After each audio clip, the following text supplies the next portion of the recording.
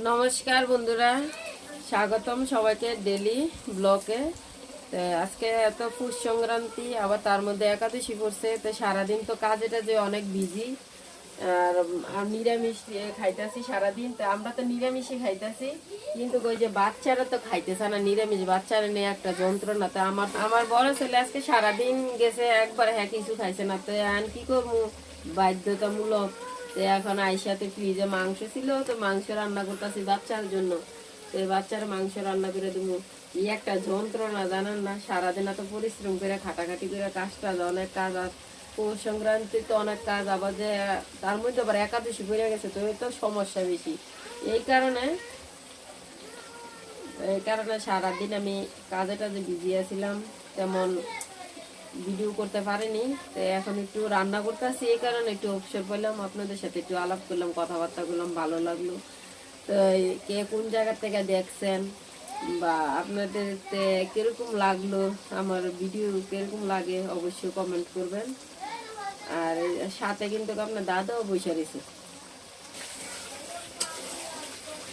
আরেকটা কথা বলতেছি, দেখেন কি জিনিস, আজকে রাত্রে বেলা তারপর মাটিতে রান্না হচ্ছে, গ্যাসের চুলায় রান্না করতে পারি না, কারণ এই জায়গায় খালি গ্যাসের ডাব্বা পড়ে রয়েছে। গ্যাস নাই, গ্যাসই বলে বাজারে নাই। তো গ্যাস আনবো কেমনে, গ্যাসই নাই। তো এই কারণে আমি আজকে মাটির চুলায় রান্না করতে আসি। কি করবো, মাটির চুলায় রান্না করতে আসি। আবার সাথে আপনার দাদা কিন্তু বইসা রয়েছে আমার সাথে, আমি একা না, কিন্তু আপনার দাদাও বইসা রয়েছে, আমি রান্না করতেছি বইসা।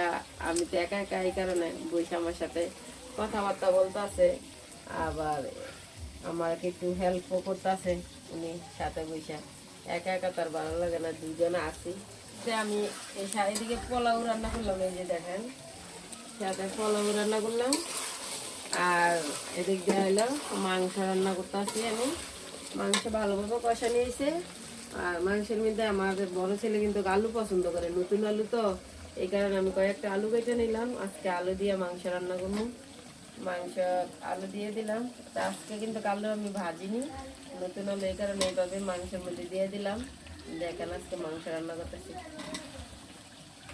আর বয়া বয়া দেন আমার লোক আছে না, আলাপ কথা ঝগড়া লাগতেছে আপনার দাদা।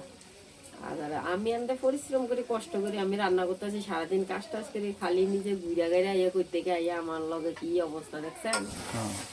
আর আমি বসে আছি। পেঁয়াজ মই সব আমি কাটতে দিলাম, আলু আমি চুলাই দিলাম, সস আমি কাটতেছি। আমার বলে কাইটা দিছি। তো একটু কি কাজ করা লাগে না, সাথে আছে একটু হেল্প করলে কি হবে বলেন না। হ্যাঁ, সারাদিন তো আমি কাজ করি একটু বেশি, তো আমার লগে একটু হেল্প করলে সমস্যা আছে নিক্ষণ। আজকে মাংস রান্না করবো, রাতের বেলা খামো। আবার কালকে আবার দেখা হবে আপনাদের সাথে আর একটা নতুন ব্লগ নিয়ে। আর আমাদের পাশে কিন্তু পৌষ সংক্রান্তি আজকের থেকে লইছে আমাদের পাশে আন্দিকুর গ্রামে সিদ্ধেশ্বরী মন্দির। এখানে আজকের থেকে কীর্তন মানে শুরু হয়েছে, 3 দিন থাকবে, শনিবার পর্যন্ত, রবিবার সকালে শেষ হয়ে যাবে। যদি কেউ চিনেন এই এলাকা, তো আইসেন মন্দিরে কীর্তনে। ভালো থেকে আমরাও কালকে যাবো কীর্তনে।